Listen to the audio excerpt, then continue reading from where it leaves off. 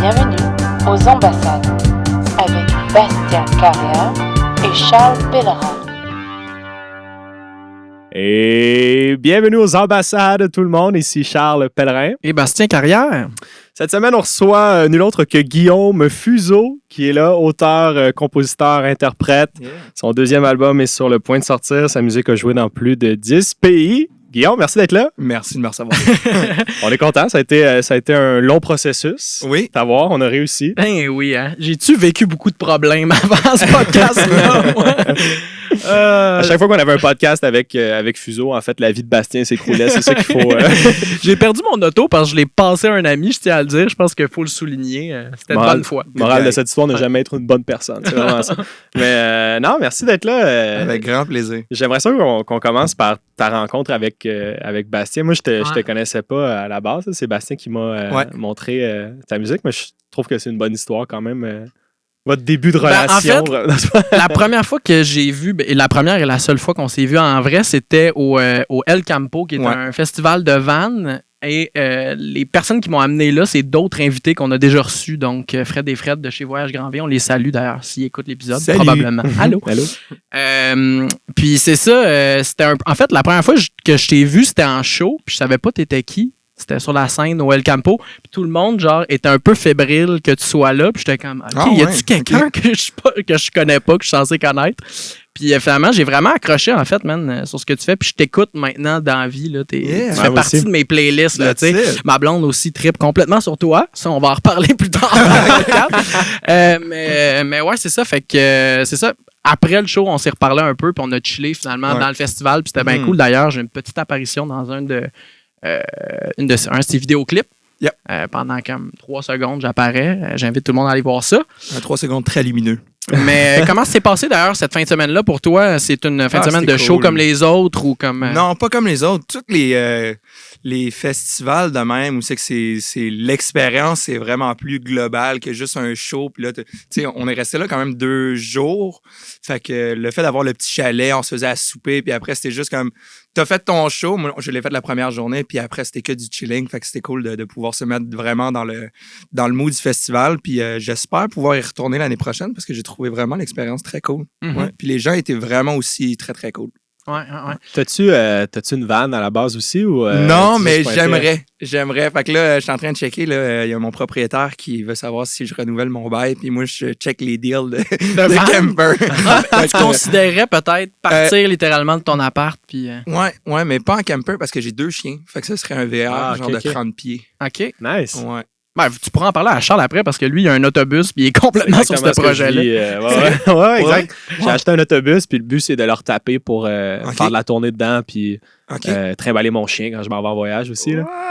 Ouais. Mais tu aurais une place quand même. Ouais. Je pense pas que... En fait, ça va être plus pour la période estivale, mettons printemps, automne, quand c'est pas trop froid, mais l'hiver en autobus... Je pense que j'aurais un peu moins de fun. Oui, clairement. Ouais. Mais je connais du monde qui le font, mais je pense que ça prend beaucoup d'organisation pour... même l'été, là, avec un chien, là, si tu laisses ton chien dans le bus, il faut que tu aies l'air clim à côté tout le temps. Puis, tes fenêtres, il faudrait peut-être que j'assume que ça devienne une maison éventuellement. Là, si je m'achète un terrain quelque part, mais ça pourrait être ça que je stationne là, puis je me chalet, fais un setup d'eau un peu plus approfondi, quelque chose. Ouais. Il faut de la persistance. Tu sais, moi, je l'ai vécu 1 an dans une vanne. Ah ouais? Puis, j'ai vécu pendant 1 an dans une vanne. J'ai fait le tour des États-Unis. Ça a comme été mon premier gros voyage dans la vie. Puis c'est plein de petits trucs que tu apprends au fur et à mesure quand ça fait 1 semaine, 2 semaines, 3 semaines. Tu sais, nous, mettons notre réserve d'eau. Je pense qu'après 24 heures, tu es déjà épuisé. Puis c'est là que tu es conscient de... c'est vrai que quand je suis connecté à de la tuyauterie de maison ou d'appartement, je fais vraiment pas attention, puis je me lave les mains sans trop y penser, puis je prends des douches, puis je bois beaucoup, puis tout. Je pense qu'en van, c'est plein de petites façons de vivre qu'il faut que tu adaptes. Puis j'imagine qu'avec un chien, c'est comme c'est un autre level de réflexion. OK, il y a un autre être vivant qui a des besoins différents des miens, puis il faut que ça soit adapté aux siens aussi, tu sais. C'est vraiment pas super. Les chiens sont quand même... Ils sont adaptables. Mais après, c'est aussi de devenir ultra minimaliste si tu t'en vas sur le all-in à l'année longue. Là, je me dis, dans un bus ou un VR, t'as pas de place pour, une table pour de 3 manteaux. Non plus. Mais tu sais, je veux juste dire... pour ça, c'est pas viable. Pas de lit. C'est beaucoup de... beaucoup de pensées. Je me mets vraiment beaucoup là-dessus ces temps-ci. Puis d'où vient l'idée d'avoir 2 chiens? Moi, je suis quand même intrigué par cette décision. J'ai un chien que ça fait 10 ans que j'ai, fait que je l'ai eu à 17 ans. Puis l'autre, ben, je m'en allais en campagne, puis j'ai vu un chien qui était comme un peu maltraité. Puis je me suis senti obligé de le ramener avec moi. Fait que voilà. C'est l'histoire de la meute. On prend ce genre de truc que Charles ferait complètement aussi. Ouais, moi, je vois un chien en voyage, je le ramène, c'est sûr. Là. J'étais au Portugal il y a pas long, puis j'ai rencontré une fille qui est devenue ma blonde par la suite. Puis à chaque fois qu'on voyait un animal, on était comme, qu'on le ramène, là, comment, là? On peut pas laisser passer ce commentaire-là. Je pense que ta blonde est portugaise. Fait que comment. Non, elle est pas est-elle? portugaise. Non, elle est Comme c'est québécoise. complètement les ambassades, ça. Ouais, Kiki, t'as rencontré une Québécoise au Portugal. ouais. OK, nice, man. Ouais. Puis Nice.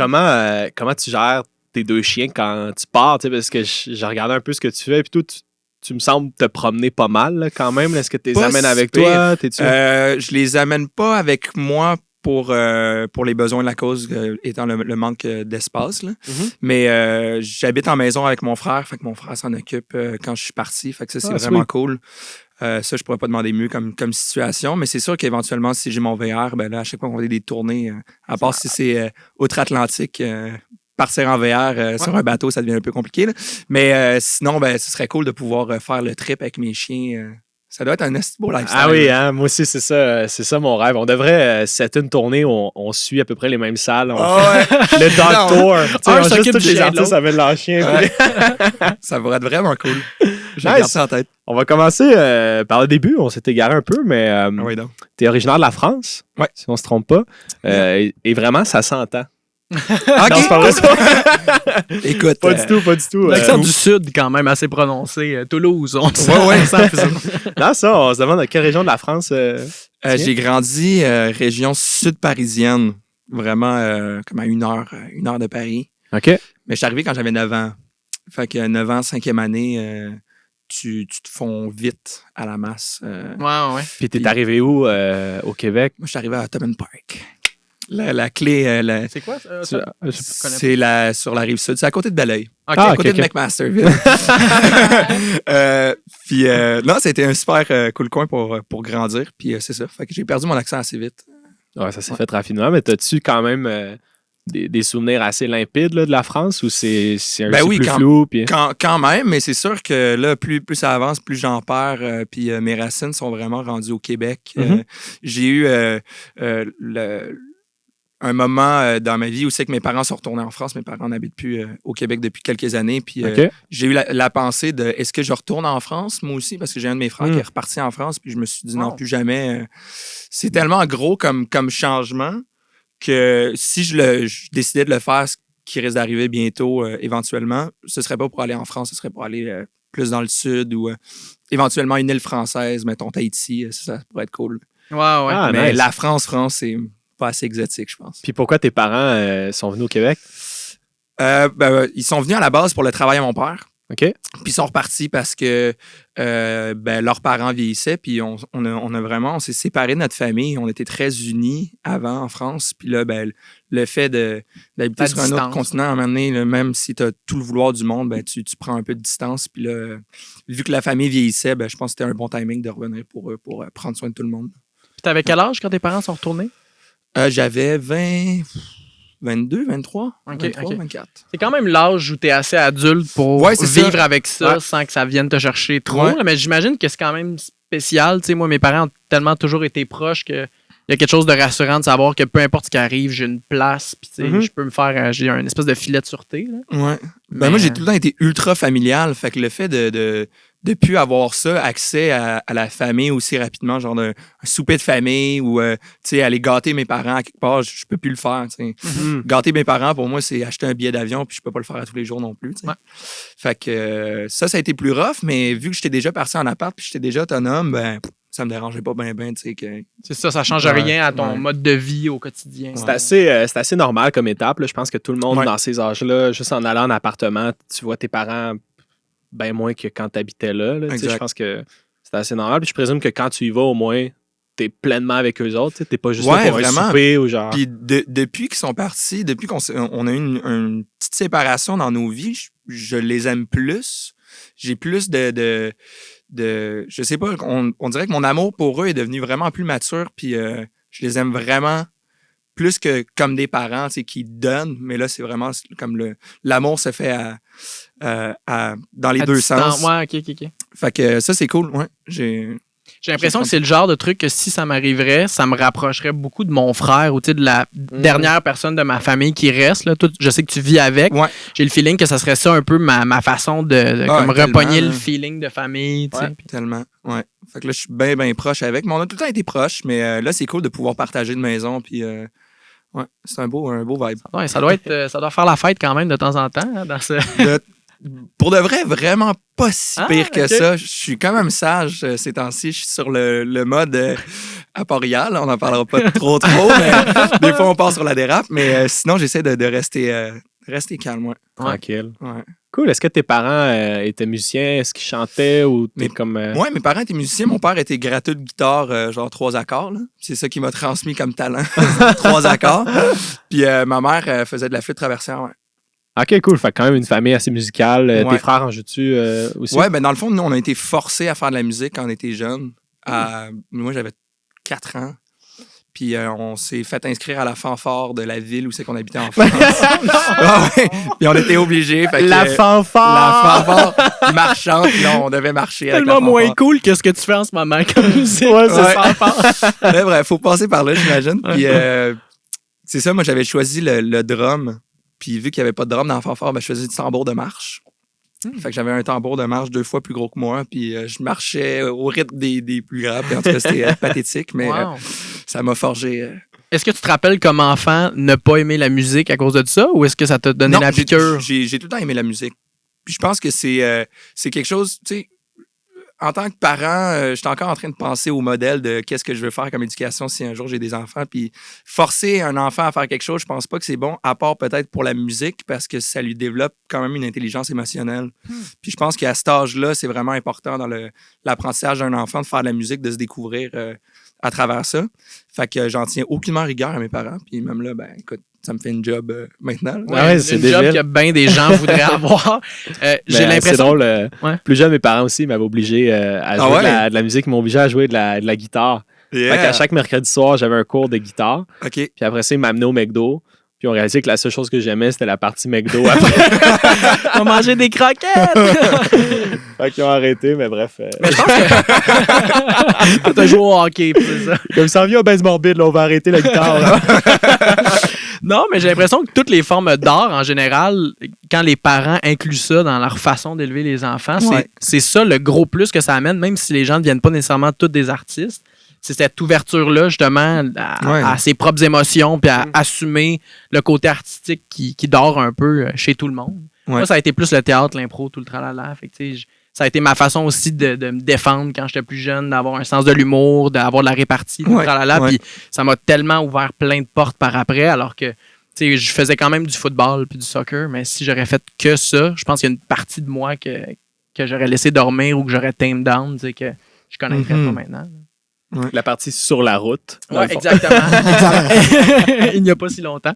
Mais il y a quelque chose, puis là, je reviens dans ce qu'on a parlé plus tôt dans le podcast, mais il y a quelque chose que je trouvais vraiment cool quand on s'est rencontrés au festival, puis c'était de te voir écouter les autres musiciens. Puis je Ouais. trouve que c'est de quoi il y a quelque chose quand tu regardes un musicien qui fait ça dans la vie, c'est son métier.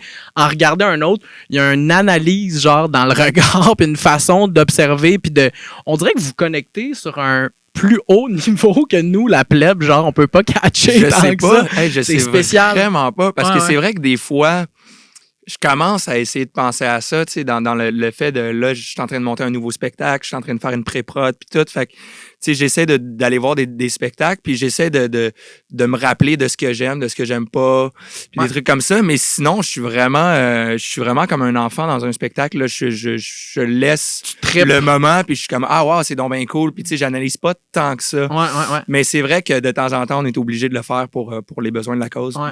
Mais ça, c'est une force d'être capable d'apprécier encore la musique. Là. Tu sais, moi, je t'avoue, je connais pas grand humoriste qui est genre bon public. Là, tu sais, Ah ouais, hein? ben, on dirait qu'à force d'en faire, tu sais, t'es tellement en train d'en faire que quand t'en vois, t'es comme, il s'en va là, il va dire ça. Ah, il a pas dit ça, mais tu Tu vois. connais les patterns. Ouais, puis- on dirait que tu Ah le ouais. devines, là, tu sais, fait que t'es Ok. comme moins.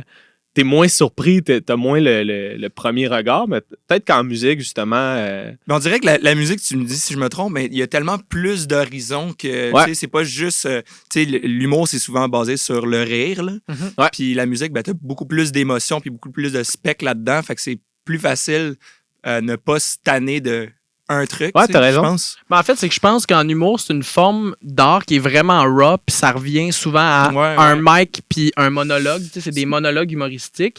Puis autant, je pense que tu peux aller chercher quand même plusieurs ranges d'émotions en humour, mais en musique, c'est tes outils puis le médium que tu utilises. Là, tu peux en avoir 1000. Tu sais. Ouais. Là, tu peux avoir tellement de sortes d'instruments, de façons de masteriser tes tunes, de différents tons de voix, que ça crée un espèce d'univers, man, d'émotions, un range d'émotions incroyable. Là. Comme il y a de quoi de spécial dans la musique qu'il n'y a pas dans les autres formes d'art. Puis là, je m'y connais pas, genre j'ai pas étudié là-dessus, là, mais il y a quelque chose qui vient chercher tout le monde de tellement différentes façons dans la musique. Genre, tu sais, dans le monde, cette partie-là, genre de l'art, est tellement importante. Là, c'est présent dans les films, dans la pub. Genre, tout le monde écoute de la musique constamment, tu sais. Ouais. Je trouve que c'est vraiment particulier à quel point c'est important dans nos sociétés, puis dans toutes les sociétés. La musique a une place différente, mais toujours importante. C'est tout le temps très présent, tu sais. Ouais.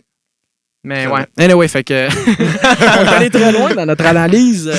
C'était beau, Sébastien. Mais je devrais être poète, les gars. Sérieusement, j'achète les billets, là. Il y a une autre affaire que je voulais te demander. Tes tunes sont souvent anglais, franco-anglo. Il y a même les deux versions, des fois, de la même tune dans les deux langues.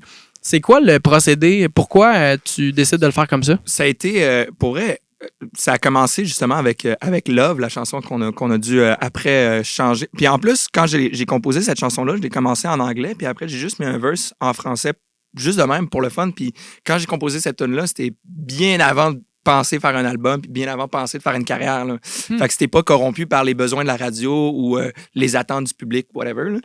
Puis finalement, après, on a dû remettre plus de français pour arriver sur les quotas francophones des radios. Mais je pense que c'était juste pour démontrer un peu le monde dans lequel on vit au Québec qui est vraiment bilingue, tu sais, puis on met des anglicismes partout, puis on peut passer de l'anglais au français sans que personne voie la différence. T'sais. Mais j'essaie de le faire un peu moins, là. Okay. J'essaie de... Comme là, tu vois, l'album qui sort va être un album franco. Là. Je dis franco, il y a 2 tonnes en anglais dedans. Puis sinon, le reste, c'est tout en français. Puis l'album d'après, ça va être 100% anglo. Fait que j'évite de trop mélanger. Je vais essayer de... Ceux qui préfèrent vraiment le français, ils vont pouvoir avoir un album. Puis en même temps, mon style change un petit peu entre mes chansons en anglais puis mes chansons en français. Je sais pas pourquoi ça se fait inconsciemment. Fait que c'est cool de pouvoir splitter ça. Puis est-ce que tu travailles les deux en parallèle ou ta tête est comme en ce moment je travaille en français puis en ce moment je travaille en anglais? T'sais, est-ce que c'est comme blendé ou... c'est une bonne question. En fait, c'est pour les besoins de la cause on voulait faire un album en français. Je me suis vraiment plus poussé à faire du français puis à plus réfléchir mélodicalement en français. Mais sinon, je pense que ça se fait automatique. C'est selon vraiment souvent la mélodie. Comme ça, c'est plus une mélodie franco. L'anglais rentre moins là-dedans. OK. Fait que c'est le même que je compose. Est-ce que la mélodie, tu sens qu'elle est plus franco ou anglo à cause des influences de la musique francophone? Ou qu'est-ce qui définit une mélodie francophone? Ou c'est au feeling? Pas. C'est vraiment au feeling, ouais, je sais pas. C'est peut-être aussi des fois le sujet que je veux amener dans la chanson que je suis comme, ça, serait peut-être mieux de l'amener en anglais, ça se passerait mieux, ou vice-versa. Fait que, c'est vraiment au feeling. Ça revient au côté émotif de la musique, on dirait que c'est plus dans l'instinct puis moins dans la mécanique. Il y en a qui le font quand même de façon très, très mathématique et très mécanique. Puis c'est ça qui est cool avec mes musiciens, c'est qu'eux, ils ont tout un bac en musique. Puis moi, je connais pas encore tous mes accords. Puis je compose des tunes sans savoir ce que je fais. Fait que c'est cool de voir le contraste entre les deux qui, eux, sont comme, OK, là, tu fais 2, 1, 4, 5. Puis là, ils nomment les accords sur la gamme. Je suis comme, les boys. Ouais, peut-être. Moi, c'est heureux, triste. Puis, fait que... Comment t'en es venu à avoir justement ton band, tes musiciens avec qui t'enregistres? Le processus je fais ça de ma vie. Sérieusement, moi, je pense que je l'ai eu quand même facile.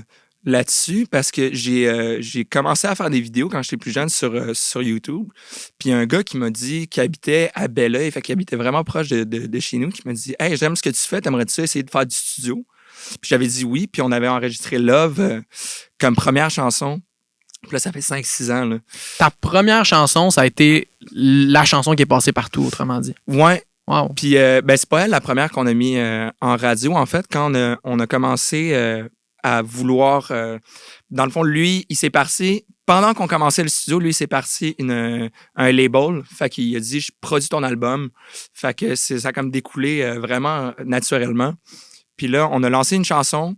Puis moi, Love, c'était vraiment mon coup de cœur sur l'album. Puis j'étais comme, j'aimerais vraiment ça que ça soit Love qui passe à la radio. Puis tout le monde me disait, non, tu pourras pas. Love, c'est pas assez commercial. Ou ça marche pas.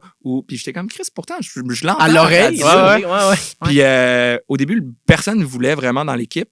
Puis finalement, j'ai vraiment tenu mon bout. Puis je suis vraiment content parce que c'est elle qui a vraiment passé le plus. Puis même là, en ce moment, ça me fait chier parce que je drop des nouvelles tunes, mais j'entends plus Love qui joue 4 ans plus tard. Elle joue plus souvent que mes nouvelles qui embarquent. Fait, c'est un bon pour un mal. Mais qu'est-ce qui te fait chier de ça?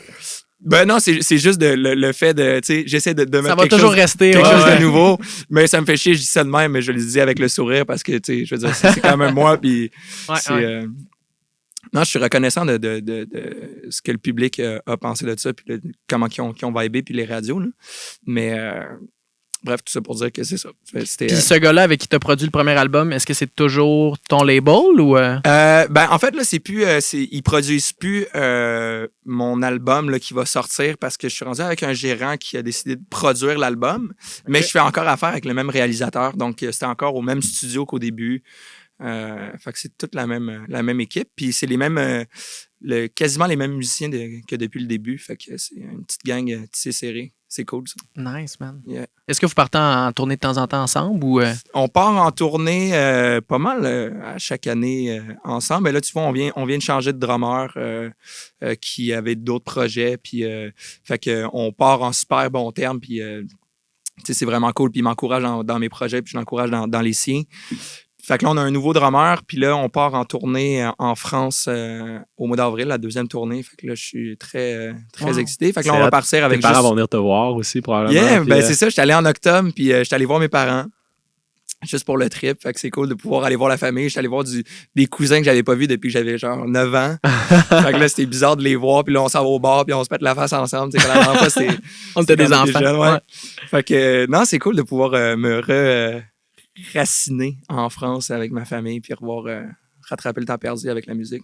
Ouais, comment ça s'est passé justement cette première tournée-là en France? Comment t'as booké ça? Comment c'est mon gérant qui fait ça, puis il y avait eu de la demande par des productions en France. Fait que ça s'est bien fait. Puis là, c'est ça. Fait que là, on a comme semé une graine au mois d'octobre. On a fait 3-4 shows là-bas. Des petits shows vraiment intimes. Là. C'était pas des grosses productions, vraiment juste pour du démarchage. Puis là, on a le contrat de distribution pour la chanson Love, justement, qui est en France. Fait que là, elle commence à jouer à la télévision puis aux radios. Puis là, on y retourne pour faire des shows un petit peu plus gros. Puis je pense que ça va y aller de même. À date, est-ce que la réponse en France a été bonne, même dans les petites salles? Les gens, est-ce qu'ils... Vraiment? Ouais. Eux, ce qu'ils aiment, puis c'est ça que je comprends pas, c'est qu'ils disent quand je chante en français, ça sonne américain. Pour les Français, c'est ça qui. Mais t'es pas le premier que j'entends ça, puis c'est une des raisons pourquoi justement Loud a autant été bien accueilli en France. Là. Ouais. C'est parce que j'ai plein de familles en France aussi, puis je leur en ai parlé, puis j'en connais qui écoutent du rap keb, tu sais. Puis c'est souvent ça, ils aiment avoir le feel de l'Amérique, mais ils comprennent pas l'anglais nécessairement. Fait qu'ils trouvent ça cool d'avoir comme le français américain. Puis en plus, tu chantes un peu en anglais de temps en temps. Ouais, fait que genre, ce mix-là, je pense qu'il est très bien accueilli en France, tu sais. Je trouve ça cool, ouais. C'est fou, ça veut dire que l'anglais est tellement intégré dans notre culture qu'on est capable de l'adapter avec une langue qui est complètement l'opposé de l'anglais. Là. L'anglais, c'est hyper rapide, puis c'est comme... des actions, là, tout le temps. Puis le français, au contraire, tu as une action, mais tu as plein d'adjectifs. Puis c'est plus poétique, là, l'anglais. Là, c'est comme plus rapide, plus littéraire, là, mettons. C'est direct au but, en fait. Là. Ouais.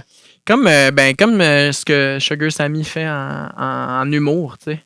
C'est un des seuls humoristes que je connais qui fait du franglais ouvertement sur scène. Puis les Français capotent sur ce gars-là. Là. Il y a aussi un humour qui va chercher les Français parce qu'il est très genre il pique le monde puis il rit toutes les nations possibles. mais c'est ça, je pense qu'en ce moment, c'est un peu ça en France qui pogne au niveau culturel. Puis pour toi, c'est un marché aussi qui est super intéressant. Là, sans parler trop de ça, mais je veux dire. La scène musicale en France est ultra plus développée qu'au Québec. Fait que c'est cool de pouvoir le faire. Puis en même temps, ce qui est vraiment nice, on se le cache pas, c'est de pouvoir voyager avec la musique, là, que ce soit en France ou que ce soit ailleurs. Quand je m'en vais à des places comme j'ai été aux Açores, qui sont des îles portugaises. Puis il y a un gars qui a entendu ma toune, puis il a fait « Ah, je la connais, j'ai déjà entendu à la radio ici. » Puis j'ai comme « Wow, mais c'est donc fou. » Portugal? Ouais, sur des îles portugaises. Même, j'avais un ami il y a 2 semaines, je pense que c'est sur Sirius, il écoutait la radio à Hawaï dans un char, puis il y a Love qui a passé. Puis t'es comme « C'est mon chum. » Tu sais, à Hawaï, fait que là, je suis comme « Man, c'est donc la plus belle des payes possibles. » Tu sais, de pouvoir voyager avec la musique. Fait que non, je suis vraiment content. Puis quand tu dis que le marché est différent de la musique en France, c'est quoi les grosses différences que tu vois entre le Québec et... Je pense que c'est 8 fois plus de monde en fait France. Que c'est par rapport au nombre d'auditeurs. Puis... Ouais, puis aussi, je pense que...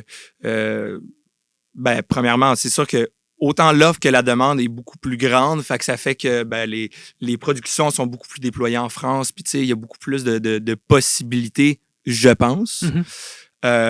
Puis c'est juste cool de pouvoir justement voyager puis aller voir ma famille aussi.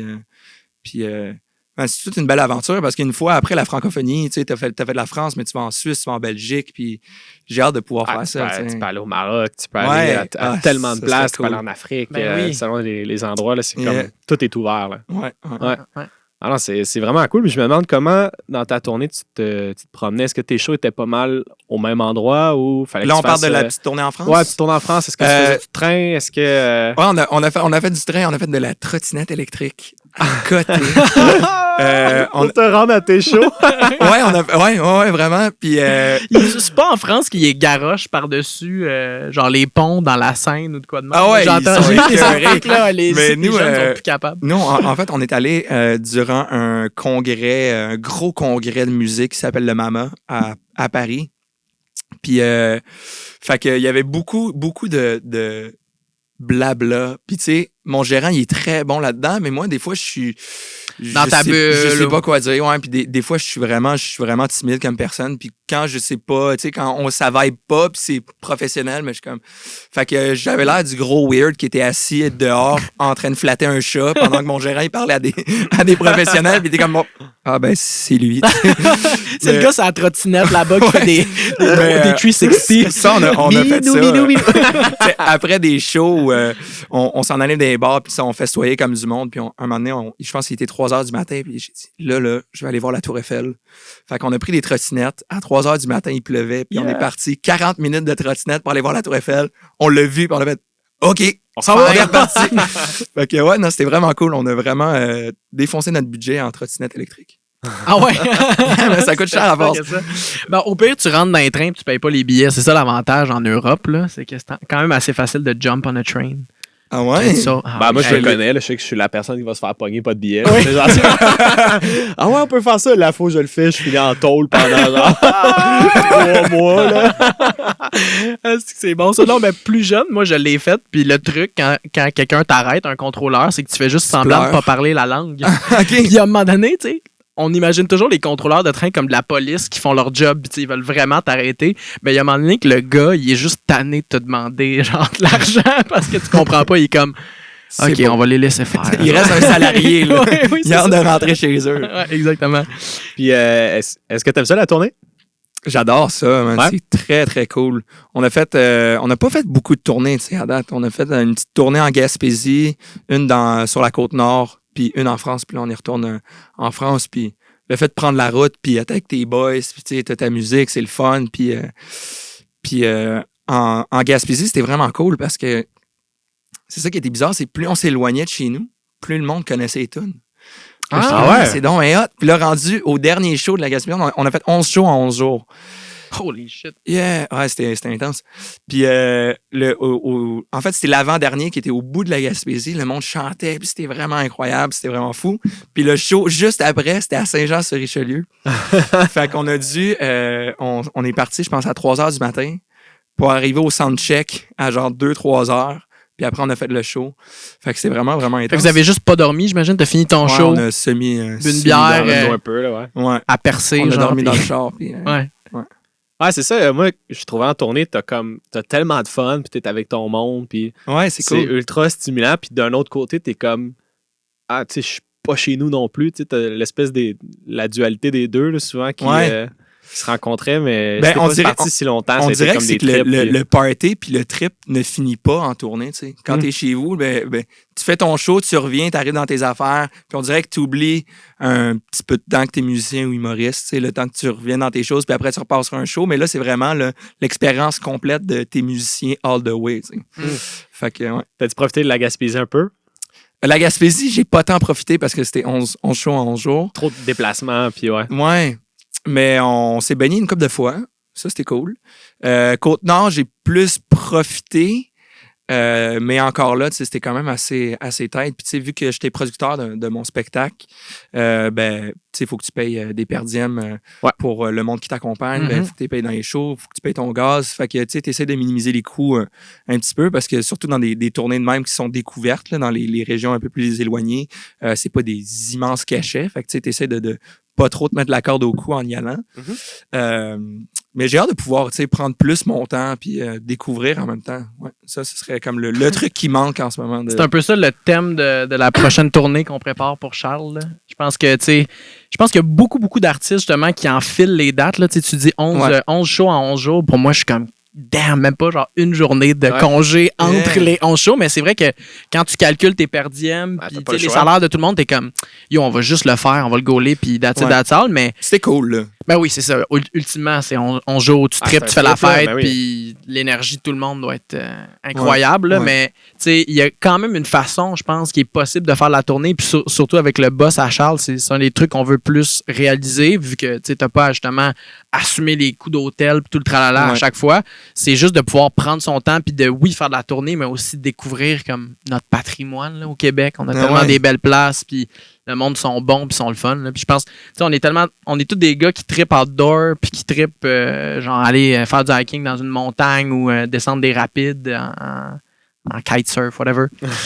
mais tu sais, quand t'es en tournée pis t'as des shows pis t'es brûlé pis tu te lèves le matin, t'es poqué de la veille pis t'es comme, ah shit, c'est vrai, on a 4 heures de route, faut le faire. Là, t'es un peu en mode stress de la performance du show il faut que tu sois bon. Puis toi qui étais producteur, la décision est arrivée comment de le faire toi-même?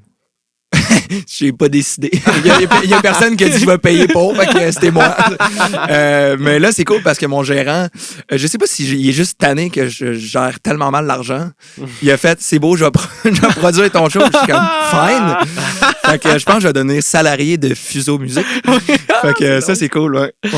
La comptabilité, c'était pas ton truc finalement. Pas en tout. Ouais. Tellement pas. Là. Puis, tu sais, ça, c'est compliqué. Là. Après, je sais pas si humoriste, ça devient plus facile à gérer les rentrées d'argent. Mais, tu sais, avec la musique, c'est beaucoup de la redevance avec les radios. Puis, c'est splitté avec plusieurs sociétés de droit. Fait que tu sais jamais qu'est-ce qui rentre puis quand ça rentre. Fait qu'après, essayer de faire un budget ou quelque chose, là. Moi, quand je reçois un gros chèque, je vais sur le top, là, puis j'achète bien des affaires que j'ai pas besoin, puis après, pendant 3 mois, j'en ai plus, puis je suis comme, j'aurais peut-être pas dû l'acheter, cette balayeuse robot-là. Mais non, je suis quand même content. Balayeuse robot. Ça, c'est un très bon achat. Par contre, ça, avec mes 2 chiens. Avec des chiens, ben oui, ça va être cinglé. C'est comme un jouet pour eux, c'est ça qui est débile. Ah ouais, elle, ton chien? Elle aime ça? Ben, elle est terrorisée par ça, tout objet qui bouge, par exemple. Moi aussi, ça leur va faire du sport. Ils bougent un peu. Je passe ça dans la journée, puis je sais qu'ils vont pas se tâcher trop longtemps au même endroit. C'est leur ami robot. Mais ça, c'est tellement spécial parce que, tu sais, toi, tu faisais de la musique parce que t'aimais faire de la musique. Ouais. Moi, c'était pareil. Là, je faisais des shows parce que j'aimais faire des shows. Ouais. Puis il vient un moment où, quand ça devient ta job, tu te retrouves les 2 mains là-dedans, là, dans toute la paperasse, tout l'aspect financier, tu sais, puis t'es comme... Je sais pas, toi, est-ce que dans cette tournée-là, ça a été au point d'affecter ton plaisir ou t'arrives à bien totalement, l'oublier? Mais totalement, ça, tout ce qui est... Puis après, avec l'humour, je pense que c'est encore pareil, tu sais, c'est un art qui est très émotionnel. Puis le fait de mettre quelque chose de rationnel là-dedans, mais là, ça brise toute la magie, puis la business, puis essayer de se vendre aussi. Tu sais, de dire, OK, moi, je vaux autant je suis encore incapable de le faire. Fait que, je suis vraiment content que mon gérant fasse ça pour moi parce que j'en ferais des shows gratuits. Là. Mais, parce qu'ultimement, toi, l'endroit où tu te sens à ta place, c'est quand tu as ta guide, genre ton instrument, puis tu chantes, puis qu'il y a du monde. Oui, puis non, parce que moi, je fais de l'anxiété vraiment, vraiment intense. Ouais, vraiment, vraiment. Fait que. T'as une chanson qui en parle aussi, ça se peut-tu? Ouais, j'ai une chanson là-dessus. J'ai une chanson qui parle sur la dépression aussi. Fait que moi, avant un show, normalement, j'ai pas le goût de faire de la musique. J'ai pas le goût d'être musicien. Pendant le show, ça se règle. Puis après le show, je fais « God, est-ce que je vais faire ça toute ma vie? C'est nice! » Oui. Puis ça revient tout le temps. C'est cyclique, là. Des montagnes russes là, d'émotions. Ouais. Fait que je travaille vraiment fort là-dessus pour être capable d'être un peu plus stable dans ça parce que je sais que je veux faire ça. Je sais que c'est cool d'avoir... tu sais, c'est pas... je suis choyé, tu sais, de pouvoir, comme autant un humoriste, d'avoir un message, puis t'es payé pour ça, tu vis pour ça, puis tu sais, c'est ultra valorisant. C'est sûr que même si tu fais pas le Centre Bell ou même si t'es pas millionnaire avec ça, juste le fait de pouvoir le faire, c'est ultra cool en soi. Fait que je suis reconnaissant, mais quand l'anxiété embarque, j'oublie tout ça. Puis ça me tente plus de le faire. T'as le goût d'être charpentier menuisier. Ouais. Je te file là-dessus. Mais des fois, c'est tough. On dirait que cette pensée-là de te dire que t'es choyé, ça te rend encore plus coupable de te sentir de même. Là. Des fois, ça te tente plus, puis t'es fatigué, puis t'es stressé. Ce sentiment-là de « Hey, mon Dieu, c'est mon rêve. Comment ça se fait? Je me sens de même. » Moi, on dirait que ça me descend encore plus. Il est corrompu par beaucoup de choses. Justement, le fait d'en faire une business, là, ça devient... moi, je m'en rappelle, là, à un certain moment, là, j'avais un dédain pour ma guitare. Ma guitare, là, je la touchais pas. J'avais pas de fun parce que c'était... entre le studio puis là essayer de monter des choses puis tu sais j'étais encore pas j'avais pas mis mon pied à terre dans la musique puis dire moi c'est de même que je veux que ça sonne puis je m'en fous de ce que le monde pense. Ben tu sais je m'en fous pas à 100%, mais j'étais pas encore assez bien, j'étais pas complètement à ma place dans la musique. Fait que le fait de faire ça, des pratiques, des shows, puis là c'était vraiment rendu un outil de travail. Fait que tu sais c'est pas le genre de c'est pas un électricien qui va sortir sa drill après la job juste pour voir comment elle tourne, tu sais. Fait que c'était la même chose pour moi avec la musique. Puis j'ai vraiment plus aimé cette image-là que le reste du groupe. Là, je suis content, je te le laisse pour un jeu. Je jouais juste le... Oh yeah! Mais l'électricien qui tripe. Il ouvre son coffre après la job. Là. Son clé. Ben là, je suis vraiment revenu à ça. Le fait d'avoir fait la paix avec moi puis mes insécurités surtout, là, le fait de faire la paix avec mon anxiété puis le fait de savoir que j'ai peut-être pas le cerveau ou le corps de l'emploi parce que je me remets vraiment beaucoup en question puis je pense que ça prend vraiment une grosse force d'esprit faire ça autant que l'humour ou tout ce qui est que t'as pas vraiment de mode d'emploi puis tu sais pas si ça va crash ou ça va continuer puis t'es comme j'y vais all-in mais en même temps si ça crash je fais quoi? Je suis qui? Ouais. Puis ouais c'est ça. Fait que je présume que tout le monde se sent un peu de même. Tout le monde qui crée ou se commet, tu sais même les gens qui ont un travail, disons, plus stable, doivent se poser les mêmes questions. Mais particulièrement dans le milieu des arts, moi, cette conversation-là, je l'ai eue avec plein de gens, là, que ce soit des peintres, des humoristes, des acteurs, des musiciens. Là. Le nombre de personnes qui font des arts, qui ont à dealer avec des troubles d'anxiété, c'est pour vrai, c'est généralisé quasiment, mais oui, parce que c'est la poule ou l'œuf. C'est instable, c'est ça, exactement. C'est une job qui n'en est pas vraiment une, mais qui l'est complètement en même temps, qui demande d'être créatif et émotionnel, mais en même temps, à partir du moment que les choses commencent à bien marcher, il faut que tu sois rationnel puis que tu évalues aussi tes moves. Tu peux pas juste le faire à l'aveuglette tout le temps. Puis je pense que dans toutes les formes d'art, il y a un moment où l'artiste, quand ça devient son métier, puis c'est plus juste un hobby, tout ça rentre en compte, puis là, c'est là que l'anxiété peut kick in. Ouais. Puis il n'y a pas de recette pour apprendre à dealer avec son anxiété tant que ça. Je pense que c'est un travail sur une vie, quasiment. Ouais. Puis juste le fait que... T'as quel âge, toi? 27. C'est ça, t'as 27 ans, puis t'es déjà capable de dire, tu sais, j'ai appris à juste le take-in, accepter que je suis un gars anxieux. Ouais. Je le sais quand est-ce que j'ai un épisode d'anxiété. Puis maintenant, je vis avec, puis c'est correct. Genre, je vais juste le vivre pleinement. Ça, bon, c'est à ton honneur, là, parce qu'il y a des gens de 55, 60 ans qui se réveillent la nuit en panique, puis ils savent pas comment gérer ça pantoute. Là. T'as-tu eu des murs ou des moments qui ont fait comme, là, je prends ça en charge, là, c'est pas vivable. Là. Ouais, sérieusement, c'est arrivé il y a vraiment pas si longtemps que ça parce que en revenant du Portugal, j'étais parti pendant un mois, j'ai vécu le rêve complètement. Puis moi, je suis très susceptible aux dépressions saisonnières. L'hiver me rentre dedans complètement. Pareil. Puis le fait de revenir, puis là, j'avais dépensé beaucoup en voyage. Puis là, je reviens, puis c'est pas une saison qui est super bonne pour moi. Puis en même temps, ben j'avais pas de show parce qu'on était en train de faire l'album. L'album était fini, fait que j'étais vraiment dans un creux de créativité. Puis tu sais, j'avais rien pour me rattacher. Fait que j'ai fait de l'anxiété vraiment à côté. Là, puis ça a été vraiment intense. J'ai été à l'hôpital là, pour resuivre une médication pour mon anxiété. OK. Puis là, ben depuis, je fais du travail personnel vraiment, vraiment beaucoup. Puis je commence vraiment à me tenir avec des gens qui sont bénéfiques pour moi. Puis je pense que c'est quelque chose que j'ai pas pris assez au sérieux étant plus jeune. L'impact positif des gens, tu sais, des gens avec qui tu t'entoures, des gens en qui tu aspires d'être. Genre. Puis là, le fait de faire ça m'aide vraiment beaucoup. Fait que c'est mon conseil pour les jeunes. S'entourer de monde bon, ouais. Ouais, mais tu sais, pas juste des chums que t'as... Puis là, j'enlève rien à ces chums-là, mais tu sais, pas juste les chums que t'es dans ta zone de confort avec eux, puis tu te pètes la face, puis c'est cool parce que tu grandis pas nécessairement avec. Puis des fois, tout ce que t'as besoin dans ta vie, c'est de grandir juste un petit peu pour que tout change. Là. Fait que, ouais, c'est ça. Ça a-tu été... tough au niveau personnel de dire je vais être médicamenté, tu sais, je sais que c'est quand même Oui, c'est pas ben surtout c'est parce que c'est un cercle vicieux, tu sais, le fait d'être anxieux, ben déjà là tu manques d'estime, puis là le fait de dire je vais vivre avec des médicaments, tu te dis tabarnak, je suis encore plus une marde, tu sais. Ouais. En plus d'avoir ça, mais je suis pas capable de le gérer. Mais non, c'est vraiment, je pense que c'est une chose vraiment rationnelle de faire et je le souhaite à tout le monde de faire ça, pas la médicamentation en tant que telle, mais vraiment de pouvoir premièrement accepter son problème avant de vouloir le changer. Puis de prendre les moyens qu'il faut pour pas l'aggraver non plus.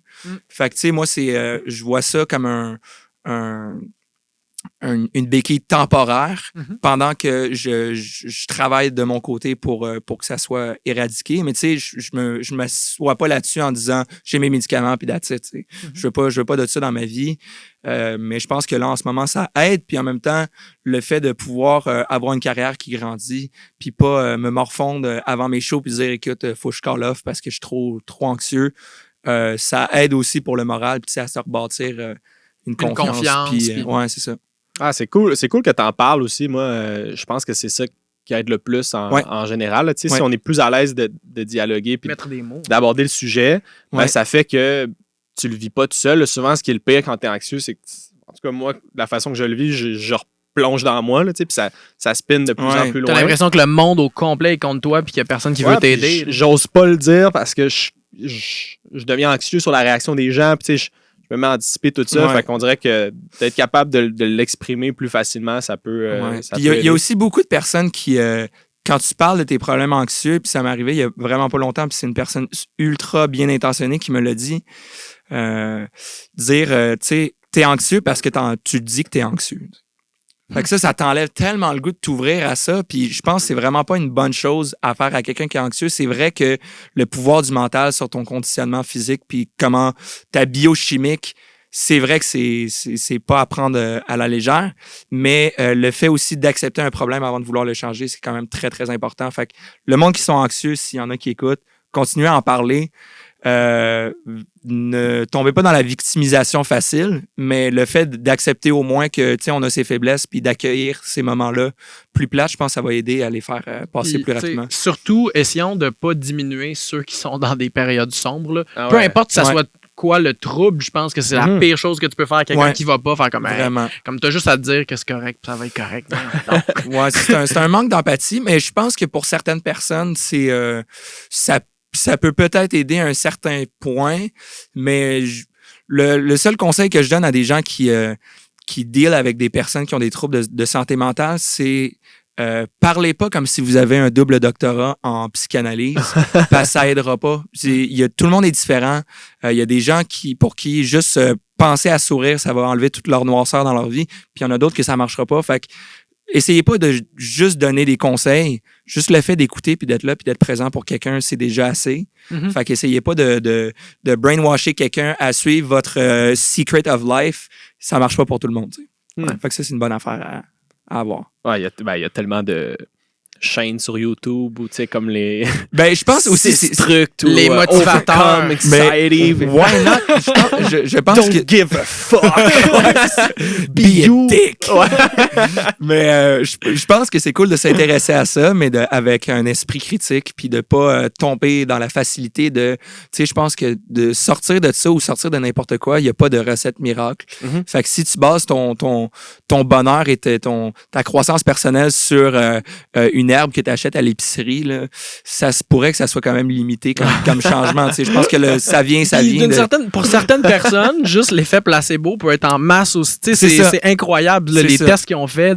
Si tu crois vraiment justement que la camomille te change complètement puis ça marche, embarque sur ce cheval-là puis va vers le coucher de soleil. Le cheval de la camomille.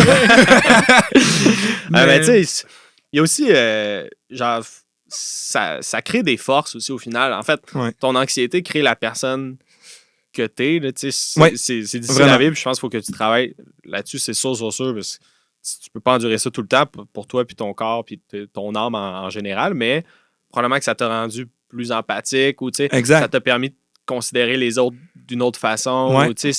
Ça t'a nourri autrement. Il y a tout le temps du positif dans tout ce qui arrive. Puis c'est vrai que premièrement, ça booste ta créativité, ça booste ton empathie, comme tu as dit. Fait qu'il y a tout le temps un petit envers de la médaille qu'on peut garder le focus là-dessus. Je pense que si je n'étais pas autant anxieux, c'est vraiment paradoxal, mais si je n'étais pas aussi anxieux, je pense pas que je serais autant musicien non plus. Fait que je pense que c'est apprendre avec. Puis il y a beaucoup de créateurs qui sont à leur paroxysme quand ils sont dans des périodes plus sombres. T'sais. Je pense que les plus grands musiciens du monde, les plus grands rockers, quand tu écoutes du Pink Floyd ou du Led Zepp, tu écoutes les paroles, tu étais comme c'est des gens qui allaient pas nécessairement très bien, mais c'est les plus incroyable. Grandes fanfares aussi sont passées dans des moments mais les très fanfares, sombres. On marche là. C'est profond. Mais je me demande, toi, t'as quand même un style de musique qui est assez feel good. Genre, j'écouterais pas ça en peine d'amour. C'est ça le paradoxe. Puis c'est ça, mais je me demande, toi, au niveau créatif, c'est quand que tu produis le plus? Est-ce que c'est... Sérieusement, ça dépend, mais je pense que le fait de pas avoir accès, puis ça, je dis ça sans la victimisation, là, mais ne pas avoir accès au bonheur ou à la simplicité d'être constamment, ça me donne un boost d'appréciation quand je l'ai. Puis c'est souvent ça qui me donne le goût d'écrire des tunes vraiment happy, tu sais. Mais sinon, j'écris des tunes vraiment, vraiment tristes aussi. Il y a des tunes que je suis vraiment content que mon réalisateur était comme, non, pour vrai, on va pas mettre ça sur l'album. Puis j'étais comme, pour vrai, tu me fais chier de pas le mettre. Puis là, ça fait comme 4 mois, puis je suis comme, c'est une bonne affaire, tu sais. Je me sens plus de même, là, je me sens plus si vide que ça. Tu sortiras l'album triste après, là, tu sais. Ouais, c'est ça, mais je pense que c'est cool au moins d'avoir un peu d'équilibre dans les albums. Puis je veux pas non plus trop projeter l'image du gars tout le temps heureux, tout comme projeter l'image du gars tout le temps triste parce qu'il faut trouver l'équilibre. On est un range, ouais, c'est ça. Tout le monde a ses up and down. Mais c'est sûr que les moments heureux sont plein d'inspiration. Là. J'imagine que c'est la même chose pour écrire des blagues ou vouloir rendre un sourire d'en face aux gens. Tu fais pas ça quand tu viens de te faire laisser. Non, moi quand même. J'ai utilisé ces moments-là pour écrire des numbers là, quand même. Ouais? Okay. Il y en a plusieurs qui sont sortis de ça, mais il y a comme un équilibre. Il y a une partie de mon show qui vient de ces moments où ça a été plus tough, puis il y a une partie de mes shows qui viennent de quand j'étais tellement heureux que je me mettais à déconner, puis j'étais plus... C'est-tu thérapeutique pour toi de sortir quelque chose d'heureux ou de lumineux out of genre un événement comme ça? Assurément. Je pense que c'est la raison pour laquelle je fais de l'humour. Ouais. Ça a toujours été mon go-to. Ça, c'est moins le fun, mais si je fais une joke là-dessus, ça devient le fun. Tu l'assumes. Une thérapie. Il y a un moment où je vivais de quoi de triste, puis j'étais comme, yes. M'en faire des blagues. Un bon bit. C'est incroyable. Mais je sais pas si j'en ai déjà parlé au podcast, mais moi, je me rappelle que dans ma dernière, je sais pas si c'était ma dernière ou mon avant-dernière rupture, mon dernier heartbreak, je me rappelle qu'il y a un moment où j'étais vraiment le plus au fond du baril, là, genre de moment où tu pleures dans la douche. Là, quand c'est rendu que tu pleures dans la douche, ça va mal en général. Puis je me rappelle à ce moment-là avoir une pensée dans ma tête de « Hey, je pourrais jamais être plus triste que ça. » Puis cette pensée-là m'a vraiment rendu heureux. J'étais comme, à partir de maintenant, tout ce qui s'en vient va être vraiment mieux que ça. Genre, je vais jamais descescendre plus bas. C'est donc plein d'espoir. Ouais, mais c'est là que j'ai eu la réalisation. Mais il y a toujours plus bas quand même. Oui, je sais. Je vais perdre du monde. Watchmen. Non, mais Il y a les ténèbres qui t'attendent vraiment. c'est la première fois dans ma vie que j'ai réalisé que c'était beau ces up and down là, puis que je pourrais pas vivre une vie de contemplation, de tout est tout le temps neutre puis un peu bien. Genre, j'ai envie de vivre ces montagnes russes là, puis de des fois avoir bien de la peine pour que quand je sois vraiment comme dans un gros trip, je puisse le souligner puis faire comme hey, en ce moment, j'étais avec toutes les personnes que j'aime le plus, on vit de quoi d'incroyable.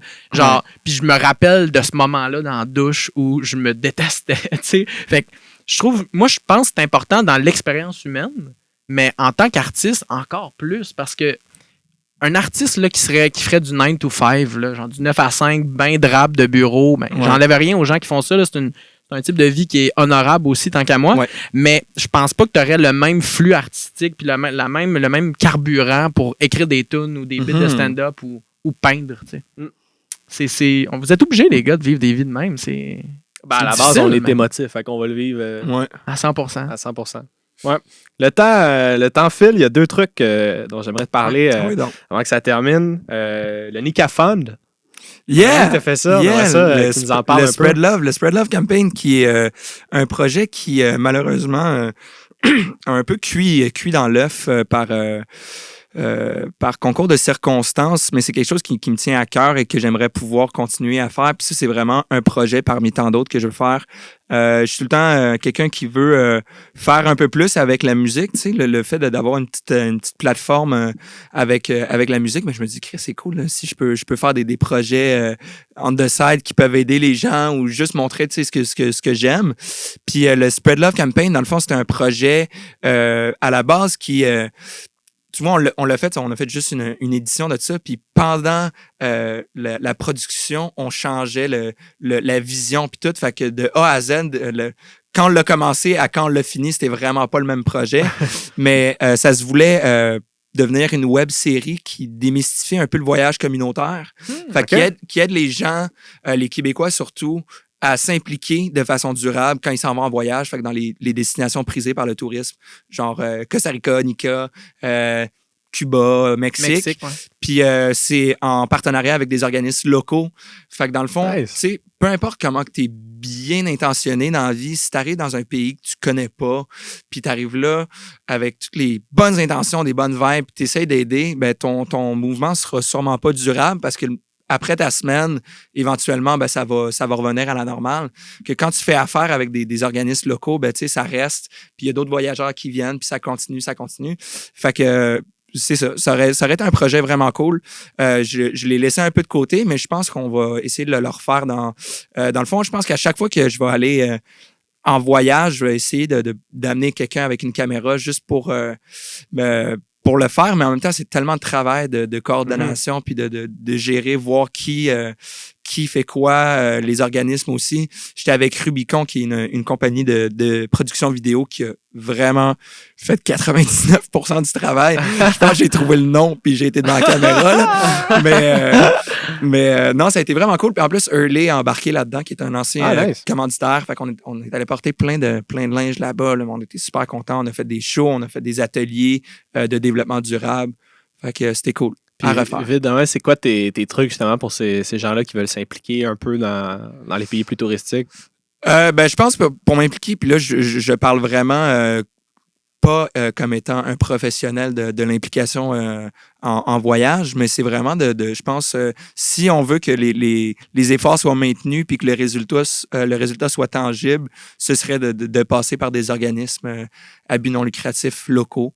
Comme ça, ben, tes efforts restent dans une lancée qui va faire un développement durable au bout de la ligne. Cool. Je pense que c'est un thème qui revient tellement souvent à notre podcast. À chaque fois, on a parlé à des gens parce qu'on a reçu une fille qui faisait de l'aide humanitaire à Oxfam.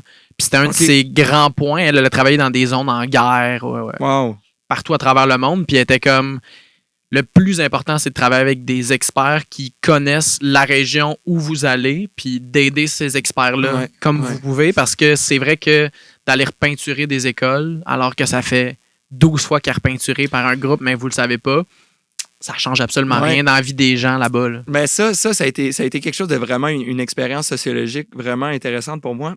J'étais dans le village de Eltranisto qui est vraiment pauvre. Puis j'avais une casquette. Puis il y avait des enfants, puis on niaisait avec, puis on avait vraiment du fun. Puis j'ai pris ma casquette, puis je l'ai donnée à un kid. Puis après, mon équipe a fait « Pourquoi t'as fait ça? C'est donc bien cave de faire ça. » Puis on a eu un gros débat sur comment donner. Puis tu sais, est-ce que ça va apporter plus de conflits premièrement dans le groupe d'enfants? Mais fait qu'il y avait tout un aspect de comment... Est-ce que donner, c'est tout le temps bénéfique pour la personne à qui tu donnes? Comment le faire pour que ça soit bon et durable, tu sais? Fait que ça m'a vraiment fait grandir. Puis au début, moi, je suis juste borné à dire « Non, Chris, j'ai donné quelque chose, c'est nice. » Faites-moi pas sentir mal. Ouais, c'est ça. Puis finalement, avec la maturité, je me dis, c'est vrai que, tu sais, peut-être que ça, premièrement, ça crée moins de bonheur au petit gars qui a eu la casquette que de jalousie et de tristesse que tous les autres qui n'en ont pas eu, ou, tu sais, des affaires de même. Fait que, c'est à penser. Fait que c'est vrai que juste aller voir des experts là-dedans, c'est souvent plus bénéfique pour la communauté. C'est le meilleur point de départ. Yeah. Cool. Puis en terminant, j'aimerais ça que tu nous parles de ton album qui sort prochainement. Il sort quand? T'as-tu déjà une date? Oui, il sort le 9 mars, lancement d'album au ministère. Vous êtes invités les deux. Ouais, sure, on va vous êtes invités tout le monde qui écoute.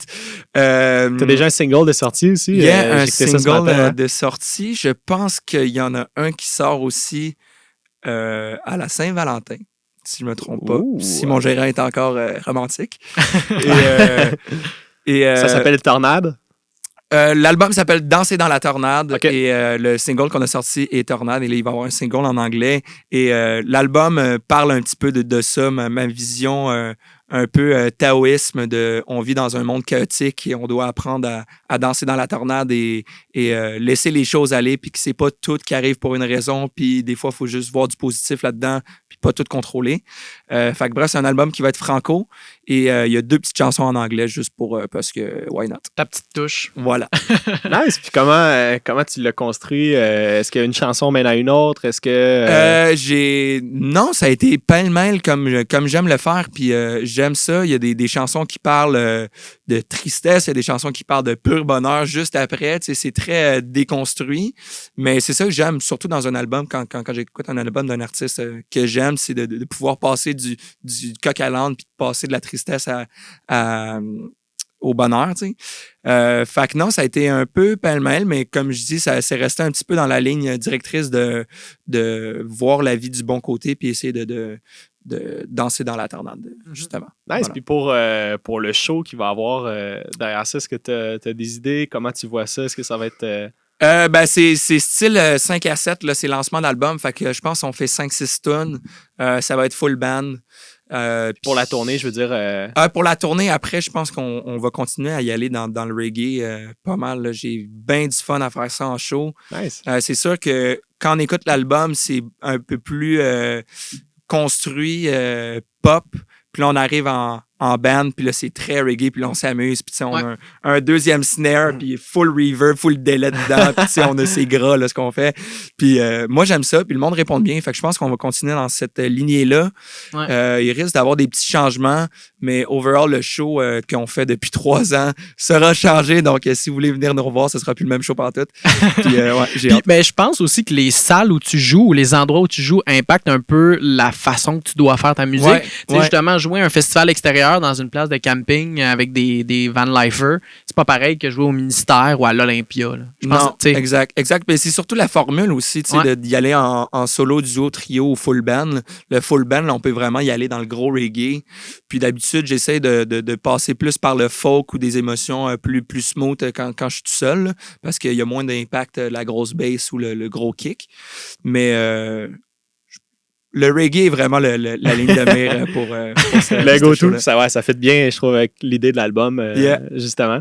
Très cool. Bon, on va te laisser là-dessus. On te dit gros merci d'être venu.